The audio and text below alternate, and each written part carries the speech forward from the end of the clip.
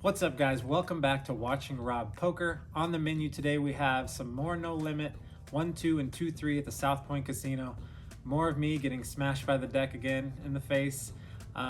Great session. I think you're going to enjoy it. But before we get into that, I just want to say thanks for a great response to the first video.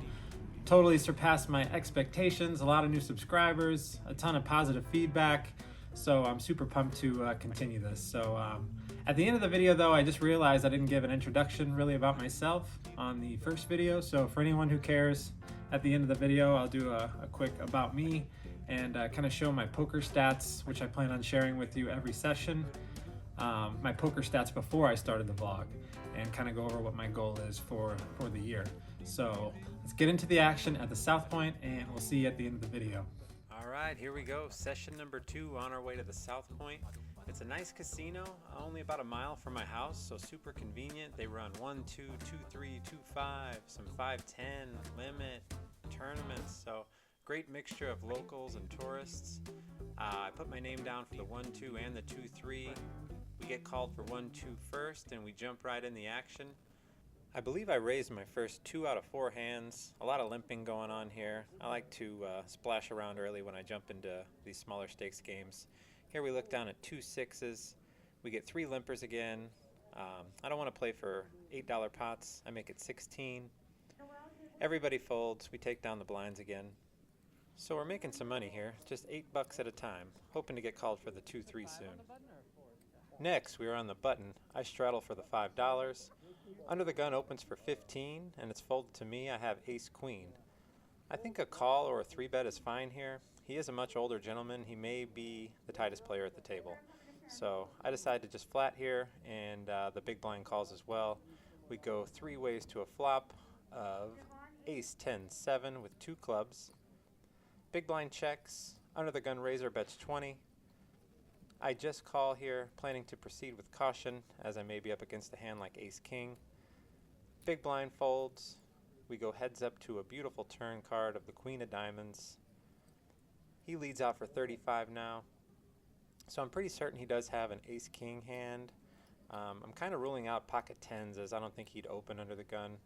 A lot of players are limping with those type of pairs in these games.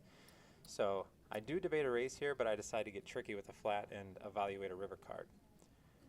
The river brings a 10 of spades, pairing the board with a 10. Kind of a scary card for him if he does have ace-king. A 10 could easily be in my range, given that I just called on the straddle.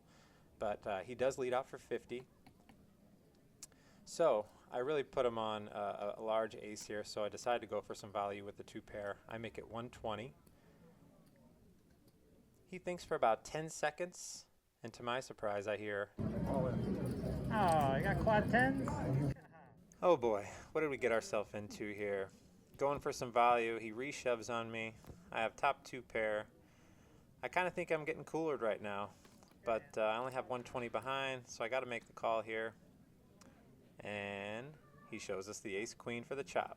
So now it makes total sense. We did put him on a big ace, same exact hand we had. Feels nice to get that chop in. I am surprised he did reshove on me there. I could easily had a king-jack type hand or a 10 for trips, but interesting hand. Next hand, very next hand, we pick up ace-king. 3 players limp. 16. I raise to $16. Under the gun calls. We go heads up to a flop of ace-10-6 with 2 diamonds. He checks to me. I bet 20. And he makes the call. Turn is a 3 of clubs. He checks. I bet $45. I want to make him pay for a diamond draw here. It seems unlikely that we both keep flopping aces, so I'm putting him on a draw this time. He tanks for a bit and does make the call. The river improves our hand, but not the exact card I wanted to see. It's the king of diamonds. I kind of had him on a diamond draw. He checks pretty quickly. And in these stakes, I don't think he's checking a flush here very often in fear of losing value of me checking behind. So I'm thinking about going for like super thin value against a smaller ace, but at the same time, I really don't want to open myself up to a check raise if he did make a flush.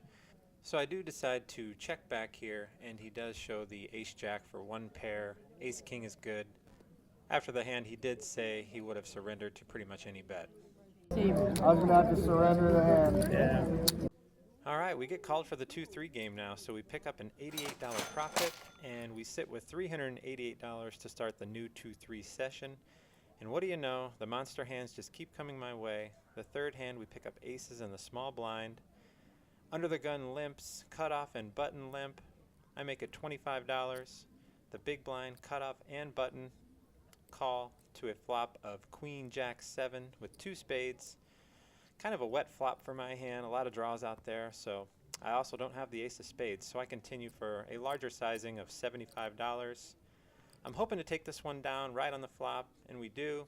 All 3 players fold, and I show one time since I just sat down to the table. Like to establish an image right away. All right, an orbit later, I'm in the big blind. We see under the gun raises to 12.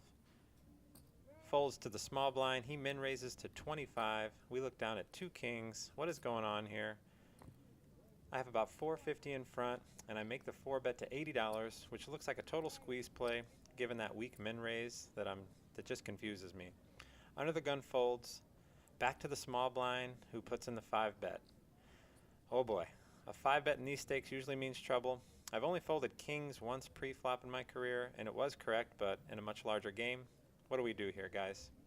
Jam or fold, jam or fold. Well, I didn't come here to fold kings. I only got 370 behind, so let's get it in. I announce all in. He snap calls, and of course, shows us the aces. Looks like we're about to lose our first all-in of the poker vlog. Now sounds like a great time to ask you to like and subscribe if you're enjoying this video. We need some help here. I'm about to grab some reload chips, but hang on. The flop comes king, queen, 10. Amazing. We spike the 2-outer, but it's not over yet. He's got 6 outs for the jack or an ace to win the pot. We get the clean run out, though, for the first suck out. Pretty standard cooler. He took it like a champ. However, the pain is not quite over yet for him. So instead of being stuck 300 on a session, we double up with 450 in front of us, putting us to 900. Now we're up 600 on the day so far. And moving on, the run good continues. Just 3 hands later, aces. Yes, aces again. I know. Same player with the aces earlier, opens to $10. I 3-bet to 35. Action to the small blind, who looks like a good player. Haven't had any action with him yet. He 4-bets to 90. Dream situation here as the original raiser flats the 90 with about 320 behind. So we already have 180 in the middle. I feel like the small blind may be squeezing here because I just can't have it every time, right? But I don't want to price him in with a small sizing here. Instead, I'd rather make it look like I want to isolate against the original raiser, who has about 320 left. I decide to make it 320 to play. Small blind does fold, and the original raiser ships it all in. Whew, nice. This time he has 2 jacks. I'm thinking he's about to get me right back, and I'd totally be okay with that. But we are running pure, and we get another smooth run out, and aces hold for a nice large pot. So as I'm pulling in this pot, a supervisor comes and says, I cannot record at the table. I said, oh, I thought it was cool as long as I didn't record faces without permission and the casino drop, which is the money that the casinos take from the pot. She goes back to the shift supervisor who comes out. He gives me the okay to continue. They nicely tell me next time to just let them know before I start playing. They say be respectful, no live streaming, and please don't record players' faces. Great news. Let's get back to the action. I come back to the table, a few players left. We are 5-handed now, which I'm perfectly okay with. I like to open up the range here. Straddle is on for 6. I'm in the cutoff with 3-4 suited. I open to $20. Straddle calls and big blind calls. We head to a flop of Queen 7-3 with 2 clubs. It's check to me. I lead for $40 and they both fold. Next, I straddle the button for $6. Under the gun limps for 3. Doesn't know the straddle is on, but eventually gets the 6 out. Big blind calls. I raise my option to $20. I have the ace-4 suited. Both ladies make the call. 3 ways to a flop of Queen 7-4. They both check to me. I check, but the big blind says, wait, did he check? I said yes, which makes me believe she did hit that flop and was hoping for a bet from me. The turn is a nice ace. They both check again. I size up to $50, thinking she has a hand. She snap calls, the other player folds. River is a brick, a 3. She checks to me. I size up to a bet of 100, and unfortunately she folds. Probably a little bit too big of a bet for her to call if she's just holding a queen. Next, we are in the small blind with ace 6 of spades. The straddle is on. I call the 6, big blind folds. Straddle checks his option, and we are heads up to a flop of none other than 6-6-5. What do you know? I check. The straddle bets 10. I put in a check raise here to 30. He calls. Turn. No big deal. Just an ace. We turn a full house. I continue with a $35 bet, hoping to induce a raise like I'm scared of the ace, but he does just call. River is a 9. I'm hoping this mate is straight with a 7-8 type of hand, so I decide to size up to a bet of $105, but he doesn't have it, quickly folds and leaves the table, leaving us four-handed now. Nobody else wants to play. So we're going to go ahead and take this massive win for only playing for an hour and a half again. In for 300 total on the day. Out for $1,475 for a profit of $1,175. Wow, let's keep this going. Okay guys, that's it. Again, all I can say is wow. This isn't really normal. Normally I'm the player who starts off stuck and has to battle back with a lot of tough situations. I usually play quite a bit of hands, but this has been a ridiculous run of premium hands. So not complaining. I'm going to take it as long as I can. Hopefully we'll stay in the green for at least 70% of our sessions. That's the goal. Real quick, here's a look at my poker income stats. This is from 2013, 2014 when I used to play regularly when I needed poker to pay the bills. So I think it's about 900 hours on here. Most of these sessions are 1-3 and 2-5. We got a pretty good sample size here, almost 900 hours. That's probably over about 2 years. And then in 2014, I had the wife and kids, so poker kind of took a back seat. And 2016, I bought a pool business, so kind of got away from poker and the whole graveyard scene once I had a family. And but now we're really looking to get into content creation full time. I do trick shots on my other channel, Instagram and TikTok. We just passed 750,000 followers across TikTok and Instagram. So if you enjoy trick shots and card throwing skills, I do that for my short videos. I have some viewers who are pretty new poker players who they said great video and everything, but I can't understand what you're saying as far as the poker lingo. So I'm wondering, I'm not really sure who the audience quite is yet. Are most of you seasoned players? Are you brand new players?